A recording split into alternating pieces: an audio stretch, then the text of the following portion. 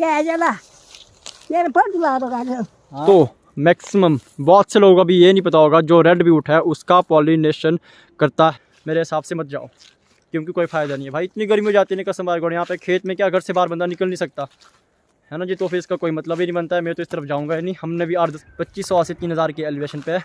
अभी कौन सा प्लम सही है। और hello guys, it's boy Sanjeev Khun back it again with a new video to sexy baby। ओ भाई गिर गया था, इतनी एनर्जी ना आज बॉडी में। तो आज का व्लॉग ना बहुत ताड़ फाड़ रहने वाला है, तो ना एंड तक देखना क्या क्या होता है, आपको सब कुछ बताऊंगा। जैसे कि आप देख रहे होंगे मेरे पीछे कुछ इस तरह की लोकेशन है, मैं आ रखा हूँ भी खेत। तो भाई आज इस बारे में बात करने वाला हूँ, प्लम की वैरायटियों के बारे में।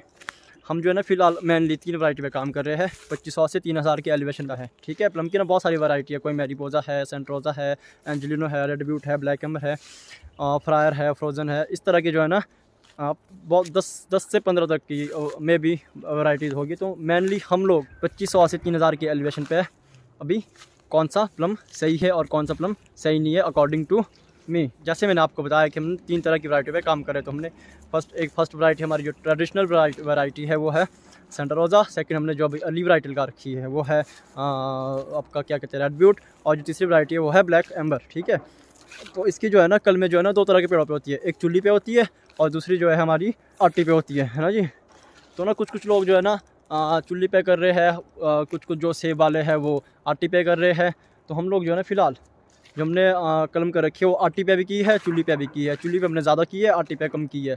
आटी पे हमने टेस्टिंग के लिए की है कि किस तरह का उसका फ्रूट रहता है, साइज़ रहता है और कितनी उसकी ग्रोथ रहती है। चुल्ली पे अगर आप प्लम की कलम करते हो तो उस पेड़ की लाइफ जो है ना लॉन्ग रहती है, लॉन्ग लाइफ रहती है, अप्रॉक्स 40 से 50 ईयर।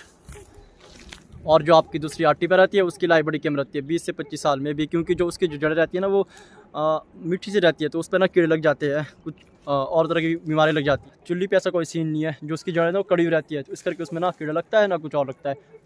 तो मैं आपको डायरेक्ट ना पेड़ चेक कराता हूँ किस तरह की ग्रोथ आ रखी है। तो ये चेक करो आप, ये चुल्ली पे कलम है, ठीक है।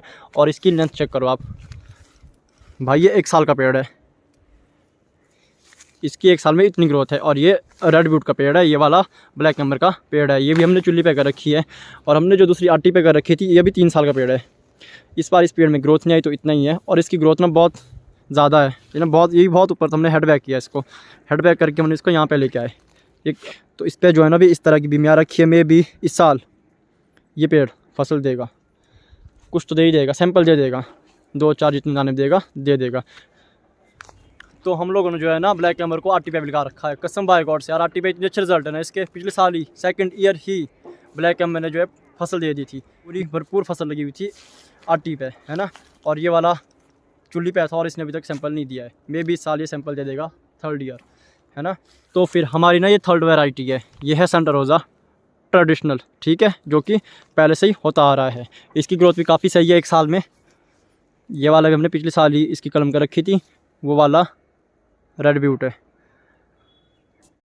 तो ना हमारे इस गांव में जो है ना 2-3 लोगों ने जो है ना रेड ब्यूट की वैरायटी लगा रखी है। तो वो कह रहे थे, कहते 3 साल हो गए, कहते 5 साल हो गए, पेड़ बहुत बड़ा है लेकिन ना वो फसल नहीं दे रहा है। तो इसके ना 2-3 रीज़न रह सकते हैं। एक तो लो एलिवेशन है, 2500 से 3000 की एलिवेशन है, तो यहाँ पे ना गर्मी बहुत ज़्यादा होती है। तो इस करके सेकंड रीज़न इसका ये हो सकता है फसल ना लगने का। जैसे ये वाला पेड़ सेंटा रोज़ा है, ये सेल्फ पॉलिनेटर है, ये खुद को सेल्फ पॉलिनेट करता है। और ये वाला रेड ब्यूट है, ये खुद को सेल्फ पॉलिनेट नहीं करता। तो मैक्सिमम बहुत से लोगों को भी ये नहीं पता होगा, जो रेड ब्यूट है उसका पॉलिनेशन करता है सेंटा रोज़ा।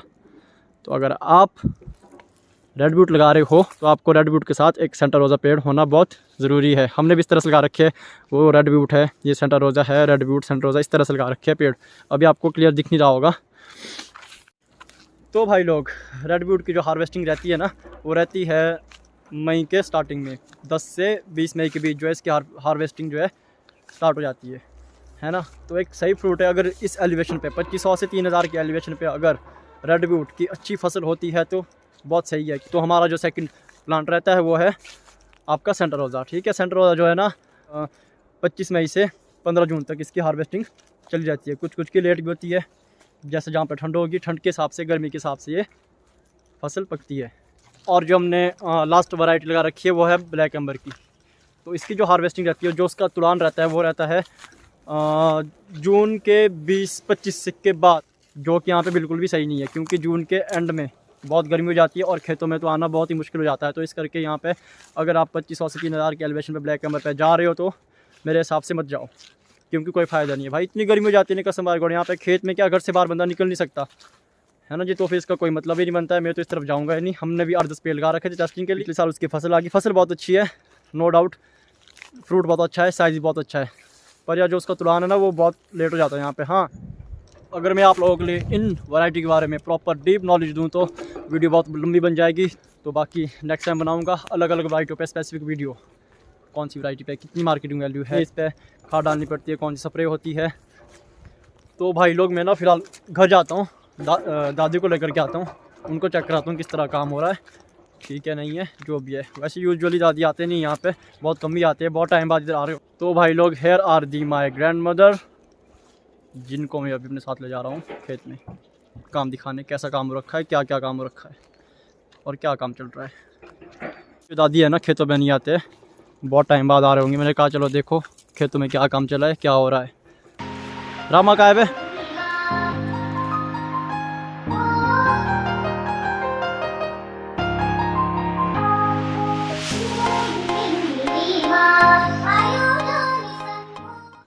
ठीक है, कहा जो?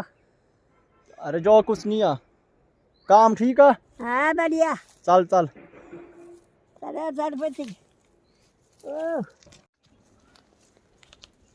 गोबर का देखो। हाँ भाई जो भी है इनकी बदौलत है, अपन का कुछ भी नहीं। हाँ क्या बोला? बढ़िया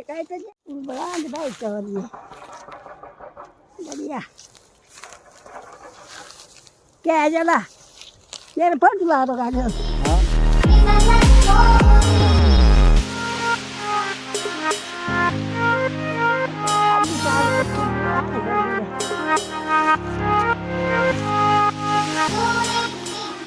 मैं आपको बता दूं जो दादी की एज है ना 80+ है और अभी बिल्कुल चकाचक है, टकाटक है, चलते फिरते घूमते आप देख ही सकते हो।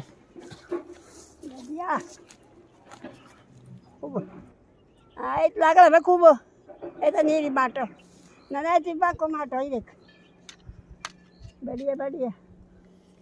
अरे कोठी में जाओ, अरे बढ़िया जाओ। अबे मोटे मोटे हुए थे काट ले जा तो दब जाए है वो पेड़। अब जो पीछे है अब की रो जो पातो दक देओ पारा दी सब झाड़ की दे तो जी लोटे नाती वे इदा जो एतो नहीं कियो देना जो चूल्हे है कॉलम करने तो अच्छा कॉल बात चूल्हा जा। हाँ अच्छा एरा चूल्हे तो बेबे बागे दे।